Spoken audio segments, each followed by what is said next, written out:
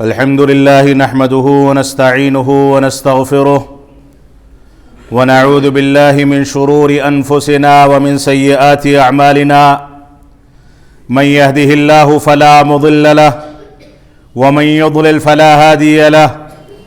وأشهد أن لا إله إلا الله وحده لا شريك له وأشهد أن محمدا عبده ورسوله أما بعد فإن خير الحديث كتاب الله وخير الهدي هدي محمد صلى الله عليه وسلم وشر الأمور محدثاتها وكل محدثة بدعة وكل بدعة ضلالة وكل ضلالة في النار فأعوذ بالله السميع العليم من الشيطان الرجيم بسم الله الرحمن الرحيم إنما يعمر مساجد الله من آمن بالله واليوم الآخر وأقام الصلاة وآتى الزكاة ولم يخش إلا الله فعسى أولئك أن يكونوا من المهتدين. وقال النبي صلى الله عليه وسلم أحب البلاد إلى الله مساجدها وأبغض البلاد إلى الله أسواقها رواہ مسلم. محترم سامعین کرام، بزرگان دین، نوجوان ساتھیوں اور خواتین ملت اسلامیہ، اللہ رب العالمین نے ہمارے لیے اپنی عبادات کو انجام دینے، اللہ رب العالمین کے کلمات کو بلند کرنے اور قال اللہ اور قال الرسول کی صداؤں کو بلند کرنے، توحید کے پیغام کو عام کرنے اور اتباع رسول کی دعوت و تبلیغ اور پورے دین اسلام کا خلاصہ پیش کرنے کے لیے اللہ رب العالمین نے مسجدوں کو ایک مرکز بنا کر کے ہمارے سامنے پیش کیا ہے۔ یہ مسجدیں جن کا اہتمام اسلاف امت ہر حالت میں کیا کرتے تھے، خود رسول اکرم صلی اللہ علیہ وسلم ہجرت سے پہلے جب تک مکہ مکرمہ میں مظلومیت کی زندگی گزارتے رہے، آپ کے اوپر کفار و مشرکین مکہ نے ظلم و جور کیا، آپ کا دل خانہ کعبہ سے ہمیشہ لگا رہا، مسجد اقصی سے ہمیشہ لگا رہا، اور جب اللہ رب العالمین نے آپ کو اس بات کا حکم دیا کہ آپ مکہ مکرمہ سے مدینہ منورہ کی ہجرت کر کے یہاں سے سفر کر جائیں، تو سب سے پہلے قباء کے مقام پر رسول اکرم صلی اللہ علیہ وسلم نے نماز ادا فرمائی۔ وہاں سے نکلے تو راستے میں جمعے کا وقت ہوا، جمعے کی نماز کا اہتمام کیا گیا، اور جب مستقل طور سے مدینہ منورہ میں آپ نے پڑاؤ ڈالا تو وہاں سب سے پہلے اس بات کی فکر کی گئی کہ مسجد کہاں پر تعمیر کی جائے،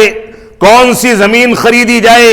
کس انداز سے مسجد کو اسلام کا مرکز بنایا جائے، اور مسجد نبوی کو رسول اکرم صلی اللہ علیہ وسلم نے 2 یتیم بچوں کی زمین تھی، اس کو خرید کر کے مسلمانوں کے لیے وقف کیا،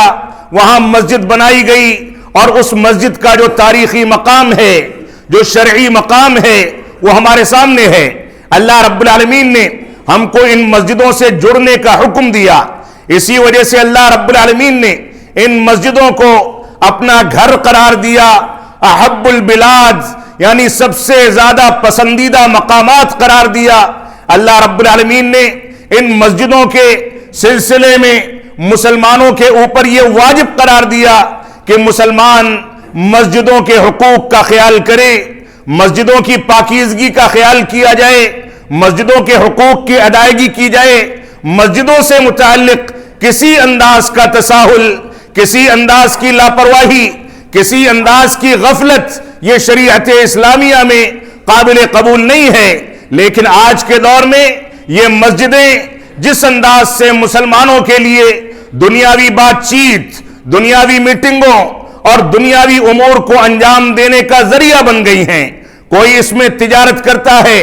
کوئی یہاں سے اعلان چیزیں کھوئی ہوئی چیزوں کا اعلان کیا جاتا ہے، کوئی ان مسجدوں کے بیت الخلا اور حمامات کو نمازوں کو چھوڑ کر کے صرف استنجا اور قضاء حاجت کے لیے استعمال کرتا ہے، موبائل فون کا استعمال، مسجدوں کی حق تلفی، مسجدوں میں قرآن و سنت کی مخالفت، مسجدوں کے حقوق کی مخالفت، یہ ایک عام سی بات ہوتی چلی جا رہی ہے۔ مسجدوں کی یہ تنقیص اور اس انداز سے مسجدوں کی یہ توہین ہم کو کہیں نہ کہیں کمزور بھی کرتی ہے، اور مسجدوں کے تعلق سے اللہ رب العالمین سے جب ہم دوری اختیار کرتے ہیں تو اللہ رب العالمین کا غضب مول لیتے ہیں، اس کی ناراضگی مول لیتے ہیں۔ اللہ رب العالمین نے ان مسجدوں کو آباد کرنے والوں کی مستقل صفتوں کا تذکرہ فرمایا، جو آیت کریمہ سورہ توبہ کی آپ کے سامنے تلاوت کی گئی، اس میں اللہ رب العالمین نے ارشاد فرمایا انما یعمر مساجد اللہ من آمن باللہ والیوم الآخر واقام الصلاة وآت الزکاة ولم یخش الا اللہ فعسى اولئک ان یکونوا من المہتدین۔ ان مسجدوں کو آباد کرنے والے ان مسجدوں میں آ کر کے رات کی تاریکی میں، دن کے اجالے میں، 5 وقتہ نمازوں میں، نوافل کے لیے، فرائض کے لیے ہر وقت ان مسجدوں کا حق ادا کرنے والے، ان مسجدوں کو آباد کرنے والے وہ لوگ ہوتے ہیں جو اللہ رب العالمین پر حقیقی ایمان رکھتے ہیں، جو ڈرتے ہیں کہ اللہ رب العالمین کے ان پاکیزہ مقامات پر، اللہ رب العالمین کے ان گھروں میں اگر شریعت اسلامیہ کی یا یہاں کے آداب کی مخالفت کی گئی، یہاں کے حقوق کی حق تلفی کی گئی تو رب کائنات کی ناراضگی ہم مول لیں گے، اور اللہ رب العالمین بغیر توبہ کے اس کو معاف کرنے والا نہیں ہے۔ تو سب سے بنیادی چیز یہ ہے کہ مسجدوں کو آباد کرنے والوں کو اللہ رب العالمین پر ایمان کے تصور کو بحال کرنا چاہیے، اس بات کو بحال کرنا چاہیے کہ ہم ربوبیت میں، الوہیت میں، اسماء و صفات میں اللہ رب العالمین کے مکمل حقوق کو سمجھیں، اس کی ادائیگی کریں اور اس کی مخالفت سے اپنے آپ کو دور رکھیں، یہ ہماری ذمہ داری ہے۔ تو مسجدوں کو آباد کرنے والے اللہ رب العالمین پر ایمان رکھتے ہیں، یوم آخرت پر ایمان رکھتے ہیں، انہوں نے قیامت کے دن کو دیکھا نہیں، انہوں نے قبر کے بعد کی زندگی کا مشاہدہ نہیں کیا، غیبی امور میں سے ہے، پھر بھی اس پر یقین رکھتے ہیں کہ ہم کو ایک دن دوبارہ سے اٹھایا جائے گا، ہمارا حساب کتاب ہوگا، ہمارے حق میں فیصلے ہوں گے، ہمارے نامے اعمال پیش کیے جائیں گے، پل صراط ہوگا، جہنم ہوگی، جنت ہوگی، فرشتے ہوں گے، اللہ رب العالمین کا عرش ہوگا، رب کائنات کا دیدار ہوگا، یہ سارے کے سارے حقائق ان کے سامنے غیبی امور کے ہونے کے باوجود اس پر وہ یقین رکھتے ہیں۔ تو مسجدوں کو آباد کرنے والے جہاں اللہ رب العالمین پر ایمان کا حق ادا کرتے ہیں، وہیں یوم آخرت پر ایمان کے حقوق کو سمجھتے ہیں اور اس کو ادا کرنے کی کوشش کرتے ہیں۔ وَأَقَامَ الصَّلَاةَ، یہ لوگ مسجدوں کو قائم بھی کرتے ہیں اور نمازوں کو قائم کر کے مسجدوں کو آباد رکھتے ہیں۔ مسجدوں کے اندر نمازوں کو قیام کرنے کا معنی اور مفہوم یہ ہے کہ مسجدوں کے اندر انسان اذان کا اہتمام کرے، اقامت کا اہتمام کرے، وقت کی پابندی کرے، مسجدوں کے حقوق کی ادائیگی کرے، رسول اکرم صلی اللہ علیہ وسلم کے طریقے کے مطابق نماز ادا کی جائے، بدعات و خرافات سے پرہیز کیا جائے۔ تو یہ لوگ نمازوں کو قائم کرتے ہیں اور 5 وقتہ نمازوں میں اپنے نرم و گداز بستر کو چھوڑ کر کے موسم ٹھنڈی اور گرمی کی فکر کیے بغیر آ کر کے مسجدوں کو آباد کر کے نمازیں قائم کرتے ہیں۔ اذان ہوتے ہی دنیا داری کو ترک کر دیتے ہیں، تجارت کو خیر بات کہہ دیتے ہیں، اذان کی آواز کان میں پڑتی ہے تو ان کے ذہن میں یہ دباؤ بن جاتا ہے کہ ہم مسجد کب پہنچ جائیں، پاکیزگی کب اختیار کر لیں، کب جا کر کے رب کائنات کے آگے جھک جائیں، اس سے روئیں اور گڑ گڑائیں، اس سے بھیک مانگیں، اس سے دعائیں کریں، یہ ان کا وتیرہ ہوتا ہے۔ تو یہ نمازیں قائم کرتے ہیں، اور اگر ان کے مال پر زکوٰۃ واجب ہوتی ہے تو یہ زکوٰۃ بھی ادا کرتے ہیں۔ گویا مسجدوں کو آباد کرنے والے اپنی جسمانی حقوق کو بھی ادا کرتے ہیں، عبادات کو انجام دے کر کے، اور اپنے مالی حقوق کو بھی ادا کرتے ہیں، زکوٰۃ اور صدقات کی ادائیگی کر کے۔ اور اس کے بعد فرمایا وَلَمْ يَخْشَ إِلَّا اللَّهِ، یہ اللہ رب العالمین کے علاوہ کسی سے نہیں ڈرتے، اللہ رب العالمین کے علاوہ کسی کا خوف ان کے دل و دماغ میں نہیں ہوتا ہے۔ یہ جانتے ہیں کہ اللہ رب العالمین جو چاہے گا وہی ہوگا، جو نہیں چاہے گا وہ نہیں ہو سکتا۔ اللہ رب العالمین جس کو فائدہ پہنچانا چاہے ساری دنیا مل کر کے بھی اس کو نقصان نہیں پہنچا سکتی، اور جس کو نقصان میں مبتلا کرنا چاہے ساری دنیا مل کر کے بھی اس کو اس نقصان سے بچا نہیں سکتی۔ یہ ان کا اعتقاد ہوتا ہے۔ تو یہ لوگ اللہ رب العالمین سے ڈرتے ہیں۔ فَعَسَىٰ أُولَٰئِكَ أَن يَكُونُوا مِنَ الْمُهْتَدِينَ، اگر ان صفات کے مطابق انہوں نے اپنی زندگیوں کو ڈھال لیا،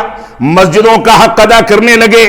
مسجدوں کو آباد کرنے لگے، ایمان باللہ کا اہتمام کیا اور ساری کی ساری چیزوں کا اہتمام کیا، تو رب کائنات نے خوشخبری سنا دی۔ فَعَسَىٰ أُولَٰئِكَ أَن يَكُونُوا مِنَ الْمُهْتَدِينَ، امید ہے کہ ان قریب یہ ہدایت یافتہ لوگوں میں شمار کیے جائیں گے۔ جو ہدایت پا جائے، ہدایت یافتہ لوگوں میں شمار کیا جانے لگے، اس کی دنیا بھی بن جاتی ہے اور آخرت بھی بن جاتی ہے۔ وہ دنیا میں بھی کامیاب ہوتا ہے اور آخرت میں بھی کامیاب ہوتا ہے۔ اور رسول اکرم صلی اللہ علیہ وسلم کا فرمان ہے جو روایت صحیح مسلم کی آپ کے سامنے پڑھی گئی، اس میں اللہ کے نبی صلی اللہ علیہ وسلم فرماتے ہیں احب البلاد الی اللہ مساجدها، اللہ رب العالمین کے نزدیک سب سے زیادہ پسندیدہ جگہیں، پسندیدہ مقامات یہ رب کائنات کی مسجدیں ہیں۔ وابغض البلاد الی اللہ اسواقها، اور سب سے زیادہ مبغوض اور ناپسندیدہ اور سب سے زیادہ برے مقامات یہ بازار ہیں۔ انسان بازار میں نکلے، اپنی ضرورت کی تکمیل کر کے فوراً مسجدوں کی جانب بھاگے، اپنے گھروں میں سمٹ جائے، ہر وقت بازار میں بازاری کرنا اور بازاری گفتگو کو اختیار کرنا، بازار میں نکل کر کے بے پردگی کو پھیلانا۔ آپ دیکھ لیں اسی اوکھلا کے علاقے میں جس میں تقریباً 100% مسلم آبادی بستی ہے، لیکن اس کے باوجود بازار کو دیکھ لیں، قہوہ خانوں کو دیکھ لیں، ہوٹلوں کو دیکھ لیں، رات میں 12 1 بجے تک آپ ہردنگ کرتے لوگوں کو دیکھ لیں۔ خواتین نکلتی ہیں، بے پردہ گھومتی ہیں، آپ پیدل نہیں گزر سکتے۔ بازاروں کی یہ صورتحال ہے، لیکن صلاۃ فجر میں پورا علاقہ سنسان پڑا ہوتا ہے، مسجدیں ویران پڑی ہوتی ہیں، اور دیر دن نکلنے تک کوئی روح باہر نظر نہیں آتی۔ اگر کچھ بچے ہیں اسکول جانا ہے تو ماں باپ مجبوری میں ان کو چھوڑنے کے لیے جائیں گے، لیکن ان کی بھی صلاۃ فجر فوت ہو چکی ہوتی ہے۔ آپ سوچیں کہ ہمارا سسٹم ہم کو کہاں لے کر کے جا رہا ہے۔ ہم نے اپنے آپ کو رب کائنات کی مبغوض ترین اور بری جگہوں سے منسلک کر کے بازاری مسلمان بنا کر کے اپنے کردار کو، اپنے اخلاق کو، اپنے مقام کو تباہ و برباد کر دیا۔ اور رب کائنات نے اپنے پسندیدہ مقامات سے جڑنے کا جو حکم دیا تھا، ان مسجدوں کو ویران چھوڑ کر کے ہم نے اس بات کا ثبوت پیش کر دیا کہ ہم اپنے زندگی کے مقصد کی تکمیل میں بھی ناکام ہیں۔ اللہ رب العالمین نے ہم کو اپنی عبادت کے لیے پیدا کیا جس میں ہم ناکام نظر آتے ہیں۔ تو یہ مسجدیں بہت بنیادی جگہیں ہیں، ان مسجدوں کے حقوق کو ادا کرنا، ان کے آداب کا خیال کرنا یہ ہماری بنیادی ذمہ داری ہے۔ تو ان کے حقوق کے بارے میں پہلی چیز یہ ہے کہ ان مسجدوں میں کثرت کے ساتھ رب کائنات کے ذکر کا اہتمام کیا جائے، تلاوت کلام پاک کا اہتمام کیا جائے، ان مسجدوں کے اندر توحید کے پیغام کو عام کیا جائے، اتباع رسول کے پیغام کو عام کیا جائے۔ اللہ رب العالمین کا فرمان ہے وَأَنَّ الْمَسَاجِدَ لِلَّهِ فَلَا تَدْعُوا مَعَ اللَّهِ أَحَدًا، یہ مسجدیں اللہ رب العالمین کے لیے ہیں، یہ مسجدیں اللہ رب العالمین کا گھر اور اس کا دربار ہیں۔ ان مسجدوں میں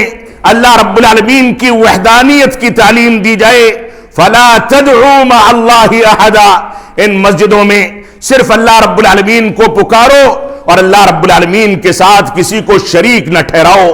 کسی کو نہ پکارو، کسی غیر کو شریک کر کے دعائیں نہ مانگو، بلکہ صرف وحدانیت کا تصور لے کر کے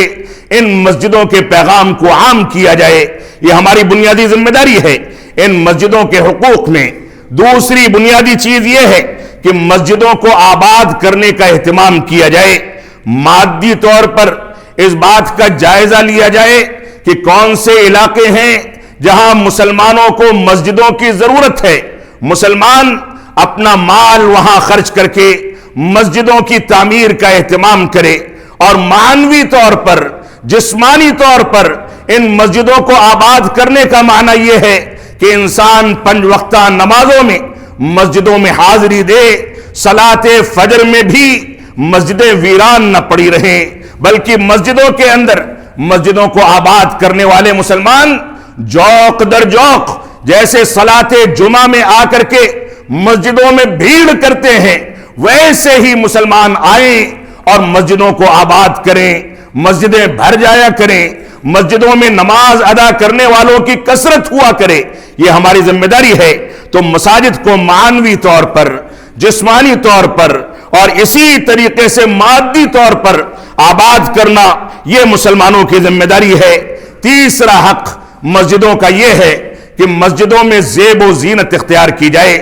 مسجدوں میں اچھے لباس پہن کر کے، زیب تن کر کے انسان آئے اور نمازیں ادا کرے۔ اللہ رب العالمین کا فرمان ہے، اللہ رب العالمین نے فرمایا یا بنی آدم خذوا زینتکم عند کل مسجد، سورہ اعراف کی آیت کریمہ ہے، اے بنی آدم مسجدوں کی زینت اختیار کیا کرو، مسجدوں میں صفائی ستھرائی کا اہتمام کیا کرو، مسجدوں میں آؤ تو زیب تن جو لباس ہو وہ حیا کا لباس ہو، ایسا لباس ہو جو جسم کے اعضاء کو ظاہر کرنے والا یا اتنا باریک نہ ہو کہ جس سے جسم جھلکتا ہو۔ جب مسجدوں میں آؤ تو ایسا لباس پہنو جو لباس تقوی کا لباس ہو، کرتے کا لباس ہو، کرتے کے ساتھ نیچے کوئی پینٹ پہنی جائے کوئی مذائقہ نہیں ہے، لیکن آئے دن مشاہدہ کیا جاتا ہے کہ ہمارے بہت سارے نوجوان مسجدوں میں آتے ہیں، نیچے پینٹ پہنی ہے، اوپر ٹی شرٹ ہے، دونوں ٹائٹ ہے، اور اللہ کی قسم جب رکوع میں جاتے ہیں تو پیچھے کی صف والوں کی نمازیں باطل ہو جاتی ہیں، رکوع میں جاتے ہیں تو ان کی شرمگاہیں تک کھل جاتی ہیں۔ یہ مسجدوں کے حقوق کی حق تلفی ہے۔ ہماری ذمہ داری ہے کہ ہم مسجدوں میں ممکنہ حد تک ساتر لباس پہن کر کے آئیں، خوشبو کا اہتمام کریں، صفائی ستھرائی کا اہتمام کریں، پاکی صفائی اختیار کر کے آئیں، ممکن ہو تو غسل کر کے یا وضو کر کے آئیں، اور مکمل طریقے سے منہمک ہو کر کے خشوع و خضوع اختیار کر کے اللہ رب العالمین کی عبادت کو انجام دیں۔ تو مسجدوں کی زیب و زینت کو اختیار کرنا، ساتر لباس کا پہننا، صاف ستھرے کپڑوں کا اختیار کرنا، خوبصورتی اختیار کرنا، ان چیزوں کا اہتمام کرنا، یہ بھی ہماری ذمہ داری ہے۔ لیکن بدقسمتی ایسی ہے، جیسا کہ میں نے مثال دی، کئی مرتبہ کئی نوجوانوں کو ٹوکا گیا، لیکن وتیرہ وہی ہے۔ آپ اسی علاقے میں کاروبار کرتے ہیں، اسی علاقے میں آپ کی دکانیں ہیں، اسی علاقے میں اگر آپ کے آفس ہیں اور آپ مسجد تک آنے کی قدرت رکھتے ہیں تو آپ ایک لباس رکھیں،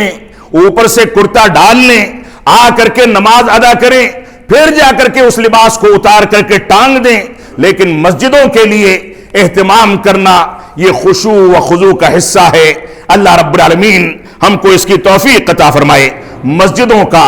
چوتھا حق یہ ہے کہ مسجد میں داخل ہونے کے بعد تحیۃ المسجد کا اہتمام کیا جائے۔ صحیح بخاری اور صحیح مسلم کی روایت ہے، اللہ کے نبی صلی اللہ علیہ وسلم فرماتے ہیں اذا دخل احدکم المسجد فلا یجلس حتی یصلی رکعتین، کہ جب تم میں سے کوئی مسجد میں داخل ہو تو نہ بیٹھے یہاں تک کہ 2 رکعت نماز ادا کر لے۔ یہ تحیۃ المسجد ہے، مسجدوں کا نذرانہ ہے۔ ہم دیکھتے ہیں کہ لوگ داخل ہوتے ہیں، چاہے خطبہ چل رہا ہو یا دوسرے اوقات ہوں، لوگ ویسے ہی بیٹھ جاتے ہیں۔ یہ خلاف شریعت ہے، خلاف سنت ہے۔ ہم کو 2 رکعت پڑھ کر کے بیٹھنا ہے، الا یہ کہ جماعت کھڑی ہو گئی ہو تو آپ ڈائریکٹ جماعت میں شامل ہو جائیں، کیونکہ اقامت ہونے کے بعد کوئی دوسری نماز ادا کرنا اس مسجد کے اندر جس مسجد میں اقامت ہوئی ہے یہ جائز نہیں ہے، اس سے ہم کو بچنا چاہیے۔ تو اللہ کے نبی صلی اللہ علیہ وسلم نے اس پر بھی ہم کو ابھارا۔ بسا اوقات یہاں تک واقعات ہوئے کہ کوئی صحابی رسول داخل ہوتے ہیں، آپ خطبے جمعہ دے رہے ہیں، ویسے ہی بیٹھ گئے، آپ نے ان کو خطبے کی اثنا میں، خطبے کی حالت میں حکم دیا کہ کھڑے ہو کر کے 2 رکعت نماز ادا کرو، اس کے بعد بیٹھو۔ یہ ہماری ذمہ داری ہے کہ ہم تحیت المسجد کا اہتمام کریں۔ اسی طریقے سے مسجدوں کے حقوق میں سے 5واں حق یہ ہے کہ مسجدوں میں آنے سے پہلے انسان اپنے منہ کی اور اپنے جسم کی صفائی کا اہتمام کرے، اس میں سے کوئی بدبو نہ اٹھنے پائے۔ کوئی شخص ایسا ہے جس کے پسینے میں بدبو زیادہ ہوتی ہے تو آنے سے پہلے غسل کر لے، کپڑے تبدیل کر لے، یا کم از کم خوشبو کا استعمال کر لے کہ کسی مصلی کو کوئی پریشانی اور تکلیف نہ ہو۔ اللہ کے نبی صلی اللہ علیہ وسلم کا فرمان ہے، صحیح بخاری کی روایت ہے کہ تم میں سے جس نے پیاز یا لہسن کھایا ہو وہ مسجد کے قریب نہ آئے۔ پیاز یا لہسن کھانے کے بعد منہ سے بدبو اٹھتی ہے، اور آج کے دور میں ایک حرام کام مسلمان کرتا ہے، وہ تمباکو کھاتا ہے، بیڑی سگریٹ پیتا ہے اور اسی انداز کی چیزوں کا استعمال کرتا ہے۔ اگرچہ یہ چیزیں مطلق طور پر حرام ہیں، ان کی شریعت اسلامیہ میں ذرہ برابر گنجائش نہیں، لیکن ایسا شخص جو بیڑی پینے اور اس حرام کام کو کرنے کا عادی ہے، اس کو مسجدوں میں حاضری سے پرہیز کرنا چاہیے، کیونکہ منہ سے بدبو اٹھتی ہے، فرشتوں کو تکلیف ہوتی ہے اور انسانوں کو تکلیف ہوتی ہے۔ اللہ کے نبی صلی اللہ علیہ وسلم نے ہم کو اس بات کا بھی حکم دیا ہے۔ اسی طریقے سے مسجدوں کے حقوق میں ایک حق یہ ہے کہ مسجدوں کے اندر بیع و شراء کرنے سے، خرید و فروخت کرنے سے، کوئی چیز بیچنے یا خریدنے سے انسان بچے۔ ترمذی کی صحیح روایت ہے، علامہ البانی رحمت اللہ علیہ نے الجامع الصحیح کے اندر اس کو صحیح قرار دیا۔ اس روایت میں رسول اکرم صلی اللہ علیہ وسلم فرماتے ہیں کہ جس نے مسجد کے اندر بیع و شراء کی، کوئی چیز خریدی یا بیچی، اللہ رب العالمین اس کی تجارت کے اندر سے برکت کو اٹھا لے، بد دعا فرمائی ہے۔ اسی طریقے سے کسی نے مسجد کے اندر کسی کھوئی ہوئی چیز کا اعلان کیا کہ فلاں چیز کھو گئی ہے، اس کو تلاش کرنے میں میرا تعاون کیا جائے، تو اللہ کے نبی صلی اللہ علیہ وسلم نے اس شخص کو بھی بد دعا دی کہ اللہ رب العالمین اس کی کھوئی ہوئی چیز کو واپس نہ لائے۔ یہ ہمارے لیے لمحہ فکریہ ہے۔ آج بہت آسان ہے کہ بچہ کھو گیا، کوئی سامان کھو گیا، مسجد کے اندر سسٹم موجود ہے، امام و مؤذن سے بات ہوئی اور بار بار اعلان کیا جاتا ہے۔ مسلمانوں کی عام مصلحت کا کوئی مسئلہ آ جائے، اس کا اعلان کرنا ہو، کبھی اس کی گنجائش نکالی جا سکتی ہے، لیکن اس کو عادت بنا لینا، بار بار اس کو انجام دینا، اس کی شریعت اسلامیہ میں گنجائش نہیں ہے۔ ہم کو اس سے پرہیز کرنا چاہیے۔ اسی طریقے سے مسجدوں کا ایک حق یہ ہے کہ مسجد میں جب اذان ہو جائے، جو لوگ مسجد کے احاطے میں موجود ہیں ان کے لیے جائز نہیں کہ وہ مسجد سے باہر نکلیں۔ یہ جائز نہیں کہ مسجد سے باہر نکلیں۔ ابو ہریرہ رضی اللہ تعالیٰ عنہ فرماتے ہیں کہ انہوں نے ایک شخص کو دیکھا کہ وہ اذان ہونے کے بعد مسجد سے باہر جا رہا تھا، تو انہوں نے کہا اما ھذا فقد عصى ابا القاسم، یہ شخص جو مسجد سے جا رہا ہے اس نے رسول اکرم صلی اللہ علیہ وسلم کی مخالفت کی ہے۔ یہ صحیح مسلم کی روایت ہے۔ اور آج کے دور میں مسجدوں کے دروازے کھولے جاتے ہیں اذان کے ساتھ،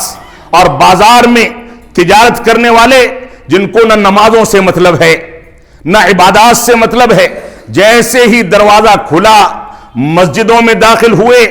بیت الخلا کا استعمال کیا اور اذان کے بعد ہی نکل کر کے باہر نکل گئے۔ نہ نماز پڑھیں گے۔ یہ مسجدیں آپ کے پیشاب پاخانے کے لیے نہیں بنائی گئیں۔ ان مسجدوں کے اندر بیت الخلا ان نمازیوں کے لیے ہیں جو نمازوں کا اہتمام کرنے کے لیے آتے ہیں۔ اگر باہر سے کوئی بے نمازی آ کر کے مسجدوں کے بیت الخلا کا استعمال کرتا ہے تو گویا وہ مسجدوں کی توہین کرتا ہے۔ اس وجہ سے ہمیں اس بات کا خیال کرنا چاہیے۔ اللہ رب العالمین ہم کو اس کی توفیق عطا فرمائے۔ کئی مرتبہ ایسا اتفاق ہوا کہ مسجد میں داخل ہوتے ہوئے کوئی نوجوان ہے، کوئی بزرگ آدمی ہے، نکل رہے ہیں، بڑی شفقت کے ساتھ سمجھایا کہ یہ جائز نہیں۔ ایک بزرگ نے تو یہاں تک کہہ دیا کہ اپنا دھرم اور اپنا دین اپنے پاس رکھو۔ آپ کو پتا ہے کہ یہ کتنا خطرناک جملہ ہے؟ آپ جانتے ہیں کہ مسجدوں کی توہین کی کون سی صورت اختیار کی جا رہی ہے؟ ہم اس کو قطعاً برداشت نہیں کر سکتے، لہذا اس طرح کی چیزوں سے پرہیز کرنا ہماری ذمہ داری ہے۔ مسجدوں کا 8واں حق یہ ہے کہ مسجدوں کے اندر ہدوء و وقار اور اطمینان و سکون کو اختیار کیا جائے۔ کسی انداز کی ایسی حرکت نہ کی جائے جس کی بنیاد پر مسجدوں کے اندر شور و غوغا ہو، کسی انداز کا شور مچے، کسی انداز کی بے چینی پیدا ہو،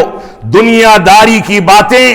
مسجدوں کے اندر نہ کی جائیں۔ اور میں معذرت کرنا چاہوں گا ہمارے نوجوانوں سے جن کی ساری میٹنگیں انہی مسجدوں کے اندر ہوتی ہیں، معاف فرمائیں گے، اس بات کی گنجائش موجود نہیں ہے۔ یہ مسجدیں ذکر و اذکار کے لیے ہیں۔ آپ بیٹھیں، دیر تک بیٹھیں، ایک نماز سے دوسری نماز تک بیٹھیں، لیکن ذکر و اذکار کے لیے بیٹھیں، آپسی گفتگو کے لیے، دنیا داری کے لیے، اور ایک دوسرے کی چغل خوری کرنے کے لیے، ایک دوسرے کے خلاف سازشیں کرنے کے لیے اگر ان مسجدوں کو جگہ بنا لیا گیا تو یہ ہم رب کائنات کے عذاب کو دعوت دیتے ہیں، جس کو رب کائنات کبھی معاف نہیں فرمائے گا۔ اسی طریقے سے مسجدوں کے آداب میں سے ایک ادب یہ ہے کہ جو شخص مسجد میں دیر سے پہنچے وہ کسی کا کندھا پھلانگ کر کے آگے کی صفوں میں نہ بڑھے۔ جو لوگ پہلے آتے ہیں وہ اگلی صفیں پہلے مکمل کریں، لیکن جو بعد میں آتے ہیں وہ بعد میں آئے ہیں، وہ پھسڈی ہیں، پیچھے رہیں، پیچھے نمازیں ادا کریں، ان کو آگے آنے کا حق نہیں ہے۔ اور میں یہاں پر اس بات کو دوبارہ سے کہنا چاہوں گا خواتین کے لیے کہ خواتین میں بعض ایسی خواتین ہیں جو پہلے سے پہنچ کر کے یا بعد میں پہنچ کر کے اپنی جگہیں بنا لیتی ہیں، اپنے پاس بیٹھانے کے لیے اپنی سہیلیوں کا انتظار کرتی ہیں اور دوسری خواتین کو نہیں بیٹھنے دیتی، ان سے لڑائی جھگڑا ہوتا ہے، تو میں ہوتی ہے، گالی گلوج ہوتی ہے، نہ جانے کیا کیا ہوتا ہے۔ یہ مسجدوں کی حق تلفی ہے، مسجدوں کی تنقیص و توہین ہے۔ خواتین کو اس گناہ سے توبہ کرنی چاہیے اور مردوں کو بھی صفوں کی صف بندی کے آداب کا مکمل خیال کرنا چاہیے۔ اسی طریقے سے مسجدوں کے حقوق میں اور آداب میں ایک حق اور ادب یہ ہے کہ مسجدوں کے اندر حتی المقدور موبائل فون کا استعمال نہ کیا جائے۔ اسی رمضان کی بات ہے، تراویح میں وتر کی نماز پڑھے بغیر میں نکلنا چاہتا تھا تو دیکھا کہ ایک نوجوان کونے میں بیٹھ کر کے کرکٹ کا میچ دیکھ رہا ہے۔ یہ کون سا انصاف ہے؟ یہ کون سی بات ہے؟ ہم نے مسجدوں کی توہین کی کون سی شکلیں ہیں جن کو اختیار نہیں کر لیا ہے؟ اللہ رب العالمین کا عذاب آنا باقی ہے، ہم کو ڈرنا چاہیے۔ تو موبائل فون کا استعمال مسجدوں میں قطعاً نہیں ہونا چاہیے، الا یہ کہ انسان کے لیے اضطراری ضرورت ہو، ایمرجنسی کی کیفیت ہو جائے۔ اور اصل یہ ہے کہ آپ اگل بغل میں رہتے ہیں تو موبائل فون کو چھوڑ کر کے مسجد آئیں تاکہ عبادت میں خشوع و خضوع پیدا ہو، اس شیطان کو لے کر کے نہ آئیں۔ جب یہ موبائل فون ایجاد ہوا تھا تو کسی یہودی نے کہا تھا کہ ہم من قریب مسجدوں کے اندر موسیقی کو داخل کریں گے، اور اللہ کی قسم یہودیوں کی وہ سازش آج کامیاب ہو چکی ہے۔ ہم موبائل فون میں گانے بجانے، موسیقی اور ساری کی ساری چیزوں کو مسجدوں کے اندر بھی استعمال کرنے لگے ہیں۔ اور اسی طریقے سے مسجدوں کے حقوق میں ایک آخری حق یہ ہے کہ ہم اس بات کا خیال کریں کہ مسجدوں کے ساتھ خاص جو چیزیں ہیں، قرآن شریف کے نسخے ہوں، کتابیں ہوں، کرسیاں ہوں، یا مسجدوں کے اندر جو چیزیں رکھ دی گئیں ان چیزوں کو مسجد سے باہر لے جا کر کے استعمال کرنا حرام ہے۔ چاہے انسان اس نیت سے لے جائے کہ میں لے جاؤں گا، ایک آدھ روز میں واپس کر دوں گا، تو بھی حرام ہے، کیونکہ جو چیز رب کائنات کے لیے وقف کر دی گئی وہ عوام کی ہے، مسجد کی ہے، کوئی اس پر مالکانہ حق نہیں رکھ سکتا۔ اللہ رب العالمین کا فرمان ہے ومن اظلم ممن منع مساجد اللہ ان یذکر فیہا اسمہ وسعی فی خرابها، اس سے بڑا ظالم شخص کون ہوگا جو مسجدوں کے اندر اللہ رب العالمین کے ذکر و اذکار سے لوگوں کو روکتا ہے، مسجدوں میں دنیاوی بات کرنے والے عبادت کرنے والوں کے لیے خلل پیدا کرتے ہیں۔ اس سے بڑا ظالم کون ہوگا جو مسجدوں کے اندر دنیا داری کی بات کرے، ائمہ کی تقلید کی بات کرے، قرآن و سنت اور منہج صحابہ کی بات کی مخالفت کرتے ہوئے کوئی شریعت سازی کرے، کوئی آ کر کے مسائل کو بیان کرے۔ یہ چیزیں گویا ظلم کی آخری انتہا ہیں، ہم کو اس سے بچنا چاہیے۔ اللہ رب العالمین نے تعریف فرمائی ہے ان لوگوں کی جو مسجدوں کے ذکر و اذکار کا اہتمام کرتے ہیں۔ اللہ رب العالمین کا فرمان ہے رجال لا تلہیہم تجارت ولا بیع عن ذکر اللہ، وہ لوگ جن کو اللہ رب العالمین کے ذکر سے ان کی تجارت اور ان کی بیع و شراء، ان کی خرید و فروخت، ان کی دنیا داری اللہ رب العالمین کے ذکر و اذکار سے روک نہیں پاتی، یہ وہ لوگ ہیں جو اللہ رب العالمین کے برگزیدہ بندے ہیں، پسندیدہ بندے ہیں۔ اللہ رب العالمین ہم کو ان مسجدوں کے حقوق کو ادا کرنے کی توفیق عطا فرمائے، مسجدوں کے آداب کا اہتمام کرنے کی توفیق عطا فرمائے۔ اللہ رب العالمین ان مسجدوں کو ہمیشہ آباد رکھنے، صلاۃ فجر میں بھی با جماعت حاضری دے کر کے مسجدوں کو آباد رکھنے کی ہم کو توفیق عطا فرمائے۔ یہ مسجدیں رب کائنات کے ذکر و اذکار کے لیے ہمیشہ کھچا کھچ بھری رہیں، اس میں اخلاص کے ساتھ اتباع رسول کا اہتمام کرتے ہوئے رب کائنات کی عبادت کا اہتمام کیا جائے۔ اللہ رب العالمین ہم کو توفیق عطا فرمائے کہ ہم جب تک جئیں تب تک اسلام پر جئیں، جب ہمارا خاتمہ ہو تو ایمان پر ہو۔ بارک اللہ لنا ولکم فی القرآن المجید ونفعنی وإیاکم بالآیات والذکر الحمید، انہ تعالی جواد کریم ملک بر الرؤوف الرحیم۔